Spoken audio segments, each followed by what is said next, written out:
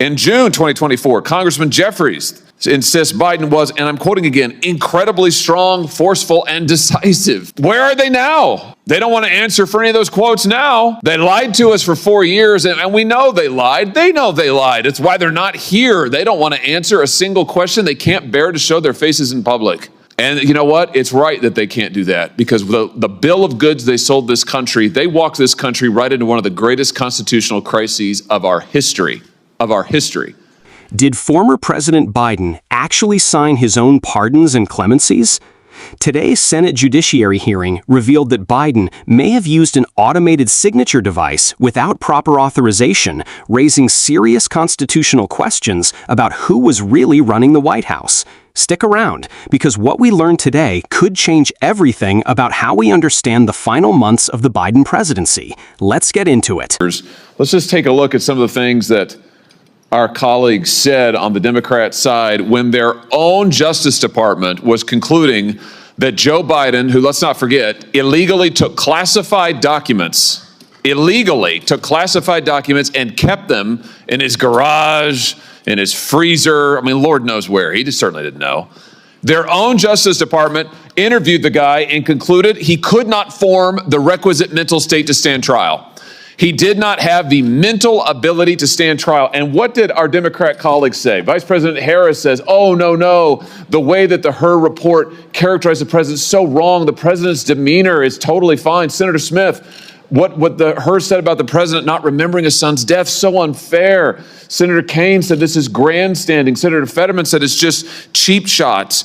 You had other senators saying, Senator Ossoff in February of 2024, saying, and I quote, I found the president to be sharp, focused, impressive, formidable, and effective. In June 2024, Congressman Jeffries insists Biden was, and I'm quoting again, incredibly strong, forceful, and decisive. Where are they now? They don't want to answer for any of those quotes now.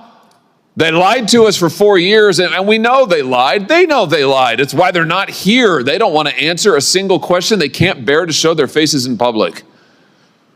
And you know what? It's right that they can't do that, because the bill of goods they sold this country, they walked this country right into one of the greatest constitutional crises of our history. And now they are afraid to even show up to admit it. These are people, and this is a party that cannot be trusted with power, that cannot be trusted to tell the truth, the most basic truth. They all changed their tunes after Joe Biden debated President Trump, and the whole world could see he couldn't even form a sentence, that running this guy for president again is a form of elder abuse. My, how they changed their tunes after that. Now they can't even show up in public to talk about it. This is embarrassing. But worse than that, it's dangerous. It is dangerous for this country.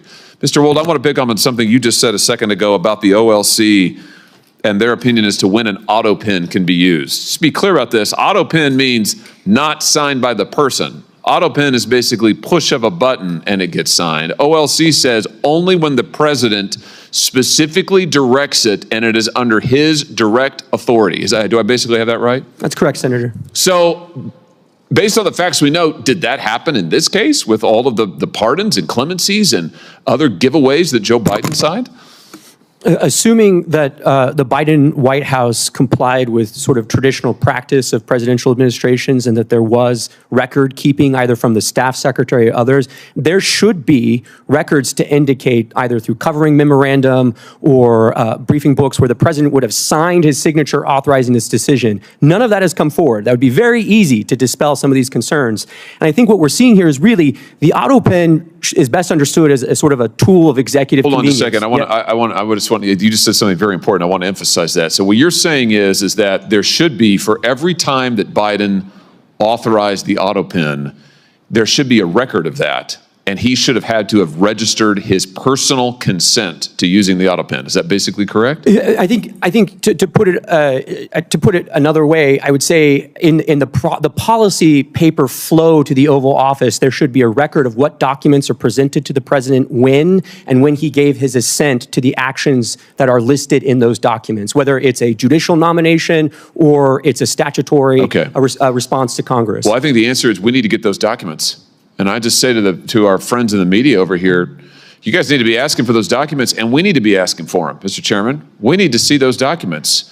And the president, the former president now, can certainly choose to release them. I'm sure they're part of his personal papers, right, Mr. Wold? And that's correct. And the first place to start would be the staff secretary's office under President Biden. Oh, here's the trail. If you want to know, if you want an answer to the question, did Joe Biden actually assent to the use of the Autopen and you think of all the people he pardoned, he granted clemency to, murderers, drug dealers, child rapists.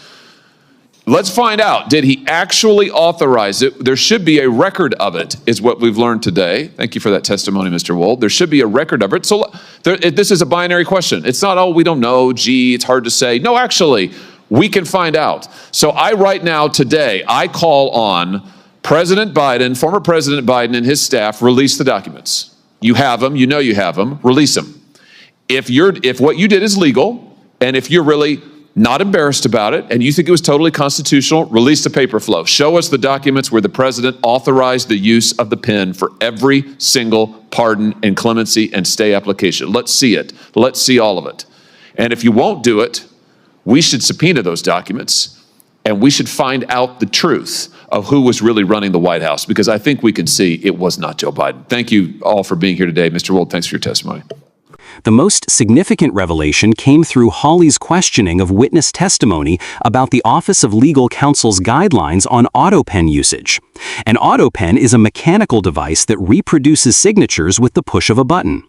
According to testimony, OLC policy requires that Autopens can only be used when the president specifically directs it and it remains under his direct authority. The constitutional significance here cannot be overstated.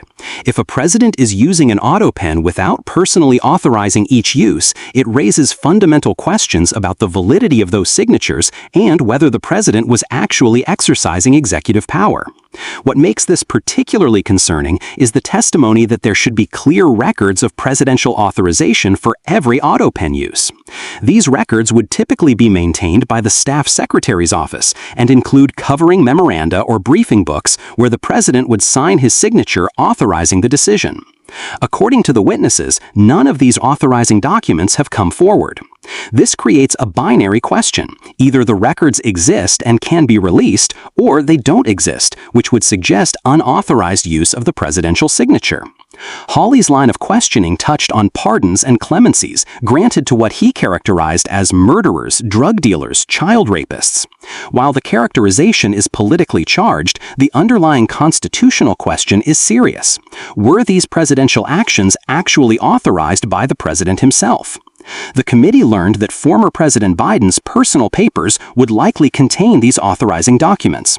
The call for their release puts the former president in a position where transparency could either vindicate his administration's practices or reveal unauthorized use of presidential power. The absence of all Democratic committee members represents a calculated political strategy. Rather than defend the former president's cognitive abilities or administrative practices, they chose not to engage with the hearing's premises at all. This boycott allows Democrats to characterize the hearing as partisan theater while avoiding having to address specific questions about Autopen authorization or administrative record-keeping. However, it also means they couldn't challenge the testimony or provide alternative explanations for the missing documentation. The hearing establishes a clear investigative pathway. The House Oversight Committee has indicated it will continue examining these issues, and there are now specific documents that can be requested or subpoenaed. The Staff Secretary's Office records, presidential briefing materials, and covering memoranda for Autopen use represent concrete evidence that either exists or doesn't. This moves the investigation from speculation about cognitive capacity to verifiable questions about administrative procedures and constitutional compliance. The broader implications for presidential administration and the separation of powers make this more than a partisan dispute. What's your take on the constitutional significance of these Autopen procedures? Subscribe for continued analysis of congressional oversight and constitutional issues.